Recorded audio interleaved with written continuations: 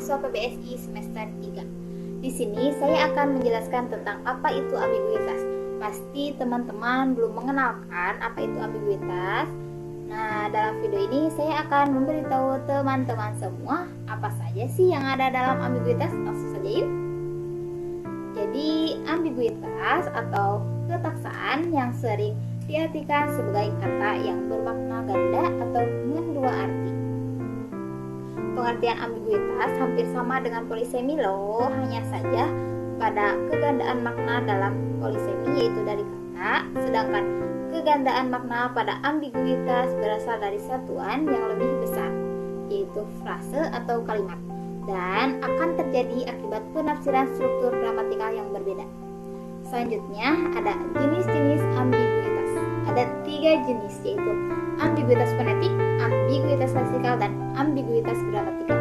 Nah, ambiguitas fonetik penyebab ambiguitas ini karena adanya persamaan bunyi yang dihasilkan, khususnya ketika seseorang terlalu cepat melafalkan kalimat. Akibatnya akan timbul keraguan makna atau kesalahpahaman.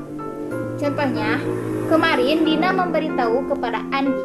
Makna memberitahu memiliki makna ganda karena bisa bermakna Dina memberi makanan tahu kepada Andi atau Dina memberitahu berupa informasi penting kepada Andi.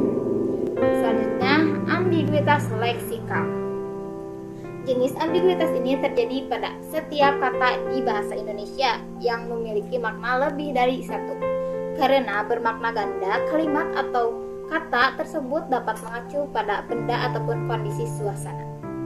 Contohnya, Tata berlari karena mengejar adiknya yang nakal. Kenyataannya, penggunaan kata lari di sini memiliki makna ganda, yaitu berlari mengejar sesuatu atau berlari menjauh dari sesuatu.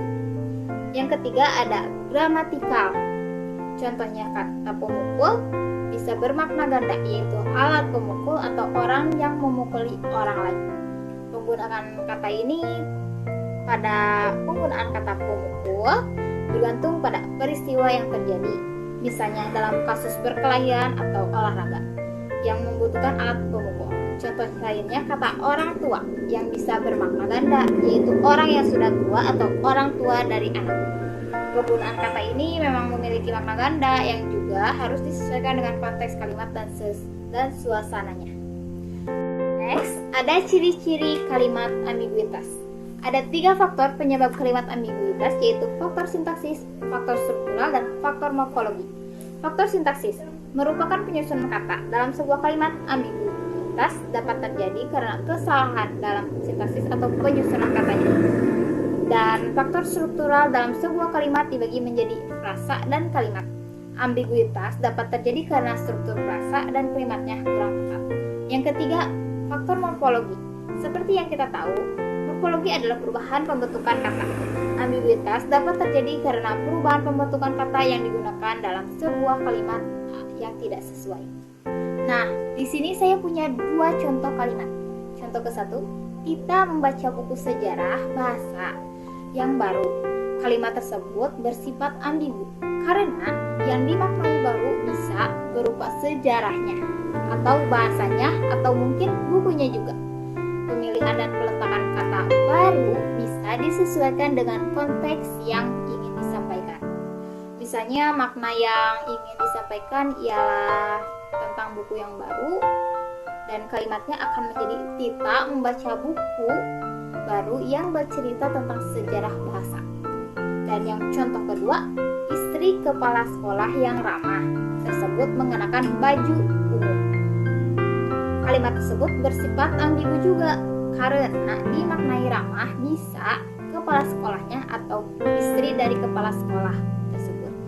Jika dimaknai kata ramah, ialah kepala sekolahnya dan kalimatnya akan menjadi perempuan yang mengenakan baju ungu tersebut merupakan istri dari kepala sekolah yang ramah itu.